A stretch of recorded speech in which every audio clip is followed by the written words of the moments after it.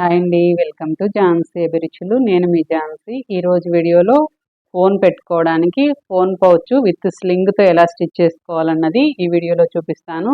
ఇలా ఈజీగా ఇంట్లో తయారు చేసుకోవచ్చు. మనం ఎక్కడికైనా బయటకు వెళ్ళేటప్పుడు ఇందులో మొబైల్ కానీ కొంచెం మనీ అలాంటివి పెట్టుకోవచ్చు. 2 కంపార్ట్మెంట్స్ వచ్చేటట్లు ఎలా స్టిచ్ చేసుకోవాలన్నది ఈ వీడియోలో చూపిస్తాను.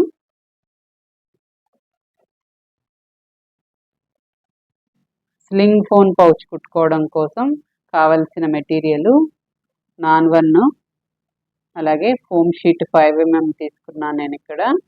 అలాగే క్లాత్ ఏదైనా మనకు నచ్చిన క్లాత్తో స్టిచ్ చేసుకోవచ్చు. అలాగే 2 జిప్స్ కావాలి.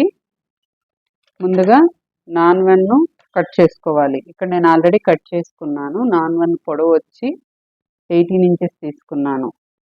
విడ్త్ వచ్చి 6 inches తీసుకున్నాను. ఈ విధంగా నాన్ 1 కరెక్ట్ సైజులో కట్ చేసుకోవాలి. తర్వాత ఫోమ్ షీటు క్లాత్ కొంచెం ఎక్కువే కట్ చేసుకోవాలి. దీన్ని స్టిచ్ చేసుకున్న తర్వాత ఎక్స్ట్రా ఉన్నది కట్ చేసుకోవచ్చు. ముందుగా దీని చుట్టూ నేను ఒక స్టిచ్ వేసుకుంటున్నాను.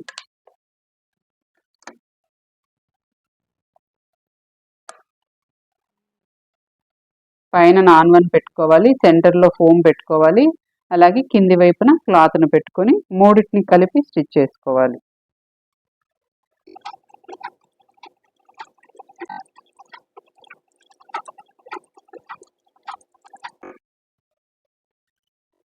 ఇలా నాన్ 1 ఫోమ్ షీటు అలాగే క్లాత్ను కలిపి చుట్టూ కుట్టు వేసుకున్నాను.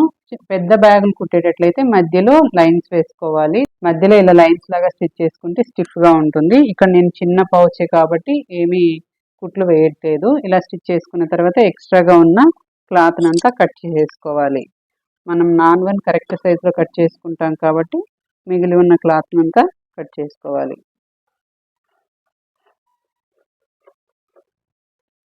ఈ విధంగా నీట్గా స్టిచ్ చేసుకోవాలి. తర్వాత ఇందులో నుంచి పైనుంచి కిందకు ఇలా పై వైపు నుంచి కింది వైపుకు 1.5 inch దగ్గర ఒక మార్క్ చేసుకోవాలి. ఇలా మార్క్ చేసుకొని దీన్ని స్ట్రైట్గా ఒక లైన్ వేసుకొని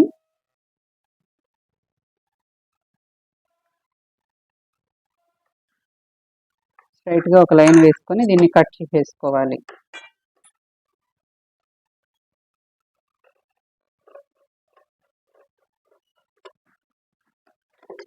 ఇలా కట్ చేసుకొని దీన్ని పక్కన పెట్టేసి ఇప్పుడు ఈ పార్ట్కి జిప్పుని యాడ్ చేసుకోవాలి.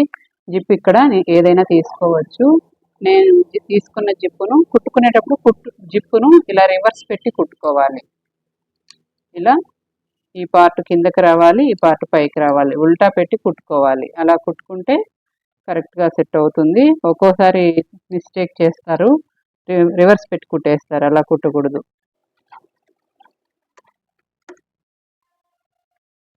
తర్వాత జిప్పుని ఇలా ఓపెన్ చేసేసుకొని జిప్పుని పక్కన పెట్టేసి ఈ పీస్ను మనం కట్ చేసుకున్న 1.5 inch పీస్ ఉంది కదా, దీనికి జాయింట్ చేసుకోవాలి. దీన్ని కూడా ఉల్టా పెట్టి జాయింట్ చేయాలి. ఇలాగా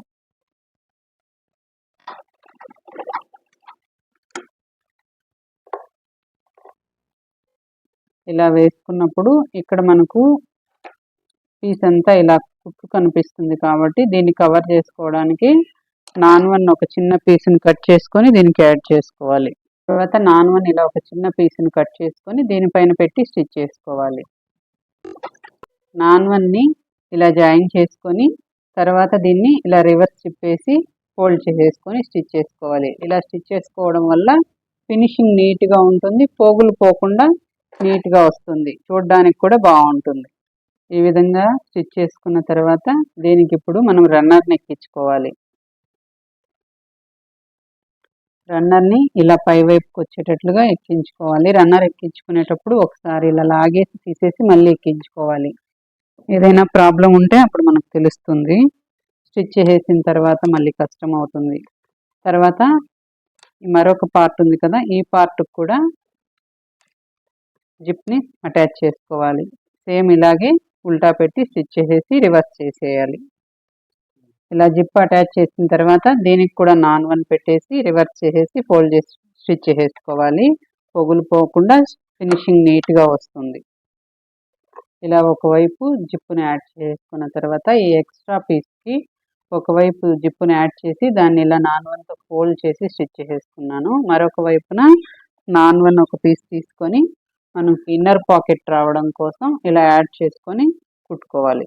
దీన్ని వచ్చి నేను పొడవు 8 ఇంచెస్ తీసుకున్నాను, వెడల్పు 6 ఇంచెస్ తీసుకున్నాను. లోపల ఇంకొక కంపార్ట్మెంట్ కోసం.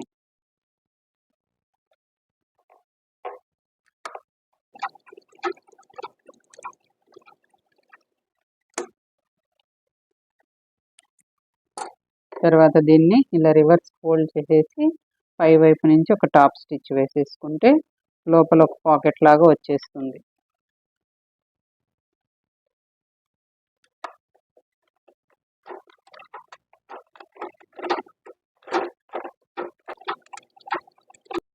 నాన్-1ని ఇలా స్టిచ్ చేసేసుకున్న తర్వాత దీన్ని ఇప్పుడు మనం అటాచ్ చేసుకోవాలి. ఇలా జిప్పు పెట్టేసి రన్నర్ ఎక్కించేసుకుంటే ఇది ఒక కంపార్ట్మెంట్ లాగా వస్తుంది. ఇక్కడ రన్నర్ని ఎక్కించుకోవాలి పై వైపుకి వచ్చేటట్లుగా.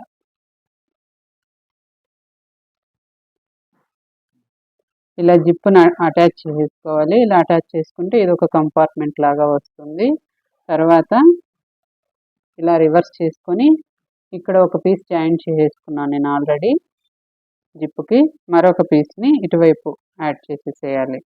ఇది కూడా ఉల్టా పెట్టి జాయిన్ చేసుకోవాలి. ఈ విధంగా జిప్ను అటాచ్ చేసుకున్న తర్వాత దీనిపైన నాన్-1 పెట్టేసి రివర్స్ చేసి ఫోల్డ్ చేసుకోవాలి.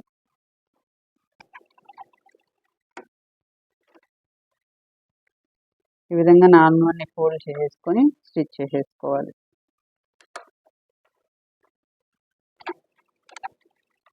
స్లింగ్ కోసం నాడాను స్టిచ్ చేసుకోవాలి. అందుకోసం క్లాత్ను నేను 2.5 ఇంచెస్ విడ్త్ వచ్చేటట్లుగా తీసుకున్నాను. ఇలా తీసుకున్న ఈ క్లాత్కు మధ్యలో నాన్-1 పెట్టి స్టిచ్ చేసుకుంటాను. నాన్-1 పెట్టడం వల్ల స్టిఫ్నెస్ వస్తుంది. అందుకోసం 1 ఇంచ్ విడ్త్తో నాన్-1 కట్ చేసేసుకున్నాను. దీన్ని ఇలా ఫోల్డ్ చేసేసి స్టిచ్ చేసేసుకోవాలి. లెంత్ అన్నది మనకు నచ్చినంత పెట్టుకోవచ్చు. ఇక్కడ నేనైతే 35 ఇంచెస్ లెంత్ వచ్చేటట్లుగా పెట్టేసి స్టిచ్ చేసేసుకుంటున్నాను. థ్రెడ్ పెట్టుకోవాలి స్లింగ్ కోసం. ఇలా స్టిచ్ చేసుకున్న ఈ థ్రెడ్ను ఇప్పుడు ఈ 2 జిప్పులకు మధ్యలో పెట్టి స్టిచ్ చేసుకోవాలి.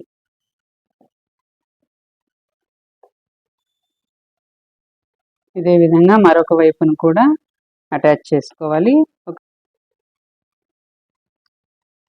ఇలా దీన్ని అటాచ్ చేసేసుకున్న తర్వాత ఇప్పుడు దీనికి జిప్ని యాడ్ చేసుకోవాలి.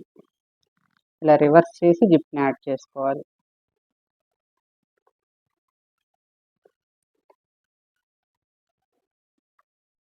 ఈ విధంగా జిప్ని అటాచ్ చేసేసుకున్న తర్వాత ఈ థ్రెడ్ను లోపల వైపున పెట్టేసుకొని నీట్గా సైడ్స్లో స్టిచ్ చేసేసుకోవాలి. థ్రెడ్ ఇలా సైడ్లో పడకుండా చూసుకొని కుట్టుకోవాలి. సైడ్స్ ఇలా జాయింట్ చేసేసుకున్న తర్వాత దీనికి ఇప్పుడు నేను నాన్-1తో పై వైపుని ఇలా కవర్ చేస్తూ స్టిచ్ చేస్తున్నాను. ఇలా చేసుకోవడం వల్ల ఫినిషింగ్ నీట్గా ఉంటుంది, పోగులు పోకుండా నీట్గా కనిపిస్తుంది. ఈ విధంగా నీట్గా స్టిచ్ చేసేసుకున్న తర్వాత దీన్ని ఇప్పుడు రివర్స్ చేసేసుకోవాలి.